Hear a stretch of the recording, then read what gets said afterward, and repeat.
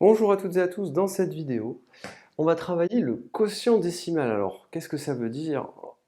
En quelques mots, très simplement, ça veut dire division à virgule. Alors, vous allez avoir ici, eh bien ici pour votre quotient, il y aura un nombre à virgule. Dans l'idée, pour vraiment rattacher les choses à des idées simples, vous avez 126 € et vous voulez partager 126 € de manière équitable avec 5 personnes et vous pouvez utiliser les centimes tout simplement. Et donc, comme vous pouvez utiliser les centimes, vous allez donner une certaine quantité à certaines personnes, mais vous allez donner des euros et des centimes. Et donc, on parle ici, il y aura un nombre à virgule. C'est un petit peu ça l'idée. Il ne doit pas y avoir, si vous voulez, ici, il ne faut pas qu'il reste. Et on va le voir ici. Donc 126 divisé par 5, on va apprendre la division à virgule.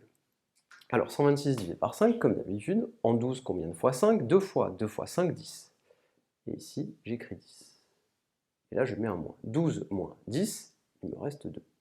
J'abaisse le 6. En 26, combien de fois 5? 5 fois 5 fois 5, 25. 5 fois 6, 30. 5 fois 5, 25. Ici, j'écris 25. Et je mets un moins. 26 moins 25, sans difficulté, il me reste 1.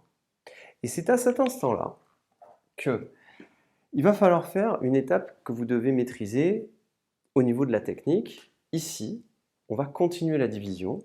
Et ce qu'on va faire, c'est qu'on va mettre une virgule ici. Et on va rajouter tout simplement un 0 ici. On va mettre une virgule aussi. Et on va abaisser ici le 0 comme ceci. Et là, on continue notre division. Et on fait en 10, combien de fois 5? Eh bien là, on écrira 2 fois. 2 fois 5, 10. Ici, j'écris 10.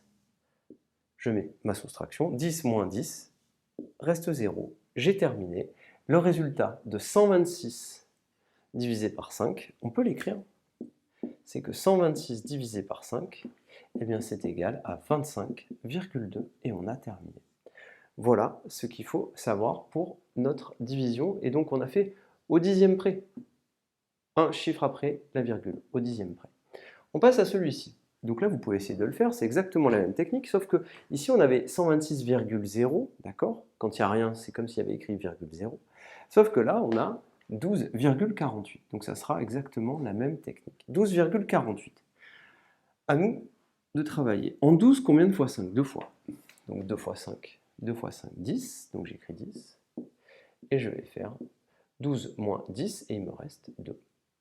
Eh bien ici, ça va être la même technique. Je mets ma virgule, mais au lieu de rajouter un 0, comme j'ai fait tout à l'heure là-bas, eh bien ici, j'ai mon 4 que je vais abaisser.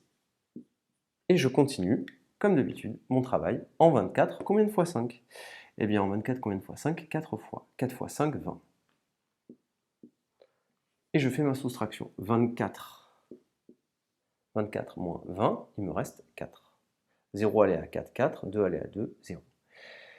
Je continue et j'abaisse à nouveau ici le 8. Et je continue. En 48, combien de fois 5? Alors, 5 fois 9, ça fait 45. Et 5 fois 10, 50. Donc 9. 5 fois 9, 45.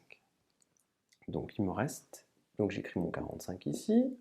Et je continue. 48 moins 45, 5 allait à 8, 3. 4 allait à 4, 0. Et à cet instant-là, 3, on continue, on va rajouter un 0, parce que 48, c'est comme si ici il y avait un 0. Et j'abaisse mon 0 ici, et je continue. En 30, combien de fois 5? Eh bien 6 fois, parce que 6 fois 5, 30. Et là j'écris 30. 30 moins 30, et il me reste 0. Et on a terminé. Et on peut écrire fièrement que 12,48 divisé par 5, c'est égal à 2,496, tout simplement. Si vous prenez votre calculatrice et que vous calculez 2,496 multiplié par 5, eh bien ça vous donnera 12,48. On s'est tout simplement ici arrêté 3 chiffres après la virgule, ça veut dire au millième. Je vous remercie et à bientôt.